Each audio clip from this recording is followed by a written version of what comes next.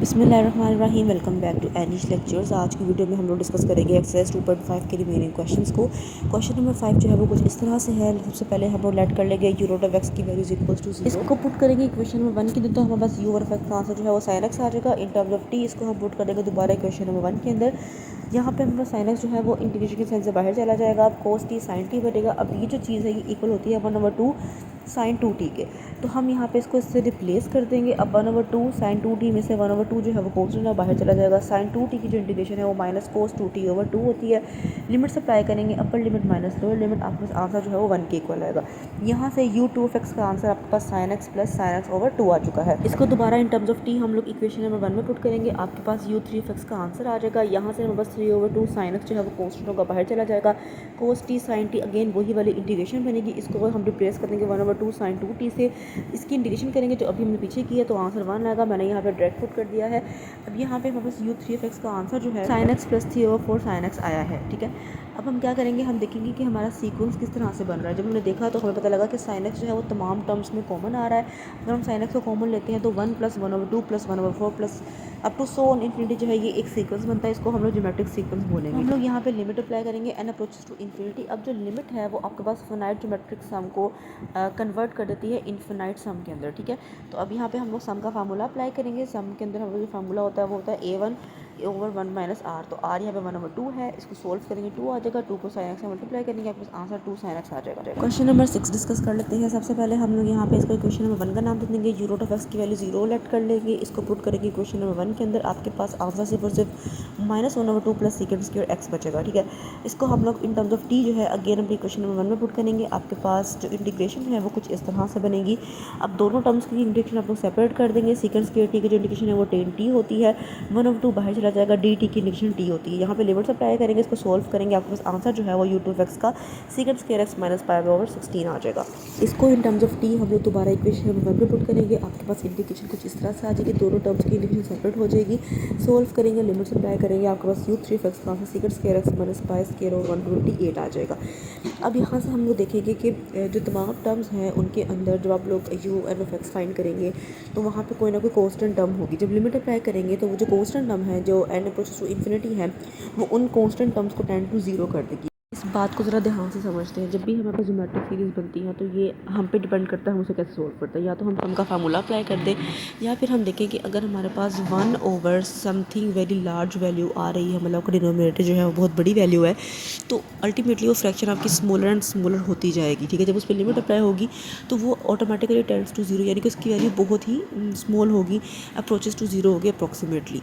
तो हम लोग क्या करते हैं, फिर उन चीज़ों को निगलेक्ट कर देते हैं और आपका आंसर जो है वो सिर्फ और सिर्फ जो मेन टर्म होती है वही रह जाती है। इसका मतलब ये नहीं है कि नंबर 0 के इक्वल हो जाएगा या फ्रैक्शन 0 के इक्वल हो जाएगी, ऐसा नहीं है।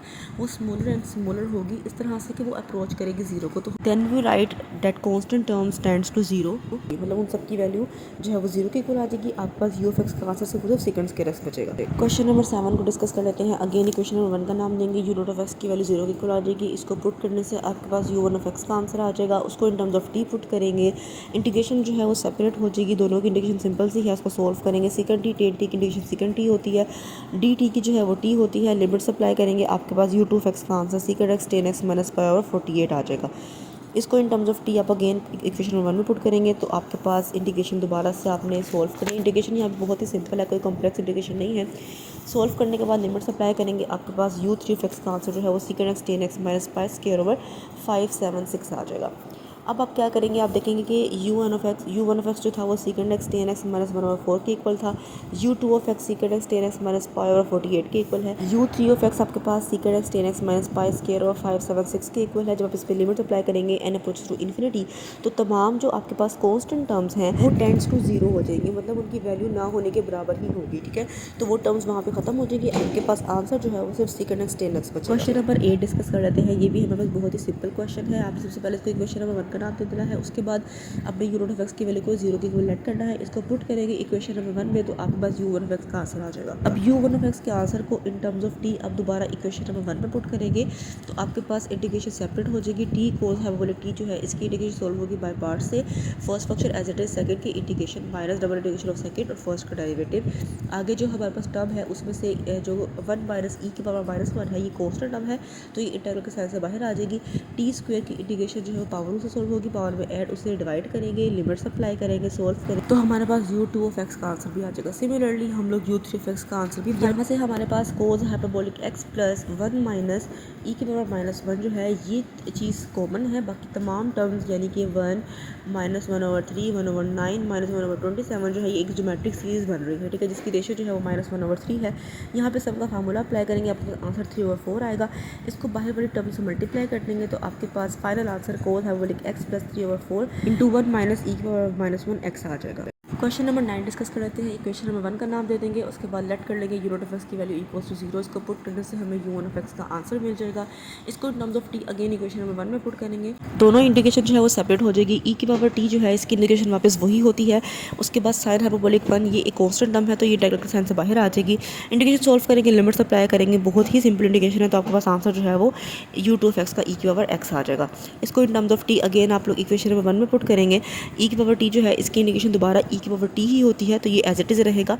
इसमें हम लोग पुट करेंगे upper limit minus lower limit, उसको सोल्व करेंगे तो आपके पास u3 ऑफ एक्स का आंसर भी ई की पावर एक्स आ जाएगा। u2 ऑफ एक्स और u3 ऑफ एक्स इन दोनों का आंसर हमारे पास ई की पावर एक्स आया है। इसका मतलब बाकी कंपोनेंट्स का आंसर भी यही आएगा और यही हमारे इस क्वेश्चन का भी आंसर बन जाएगा। क्वेश्चन नंबर 10 डिस्कस कर लेते हैं। यहाँ पे यू नॉट ऑफ एक्स की वैल्यू हम 0 लेट कर लेंगे, उसको पुट करेंगे, आपके पास यू वन ऑफ एक्स का आंसर आ जाएगा। इसको in terms of T again equation number 1 में पुट करेंगे, दोनों इंटीग्रेशन सेपरेट हो जाएंगी। यहाँ से 1/4 जो है वो कांस्टेंट टर्म है तो वो इंटीग्रल के साइन से बाहर आ जाएगा। टी की इंटीग्रेशन जो है पावर सोल्व होगी, पावर में ऐड करेंगे, उसे डिवाइड करेंगे, साइन टी की इंटीग्रेशन सोल्व करेंगे तो आपके पास आंसर जो है 1 आएगा। हमने यहाँ पर डायरेक्ट पुट कर दिया है। इसको सिंपलीफाई करने से आपके पास u2 ऑफ एक्स का आंसर जो है वो sin t minus pi square over 128t आएगा। u2 ऑफ एक्स की value in terms of t दोबारा इक्वेशन नंबर 1 में पुट करेंगे तो आपके पास u3 ऑफ एक्स का आंसर आ जाएगा। इसकी इंटीग्रेशन भी बहुत सिंपल है, लिमिट्स अप्लाई करनी है, सिंपलीफाई करना है तो आपके पास u3 ऑफ एक्स का आंसर आ जाएगा। अगेन वही बात कि इन तमाम टर्म्स में sin x जो है वो कॉमन है तो वो बाहर रहेगा। बाकी तमाम टर्म्स जब हम लिमिट अप्लाई करेंगे तो वो टेंड्स टू 0 हो जाएंगी और आपके पास आंसर जो है वो sin x बचेगा।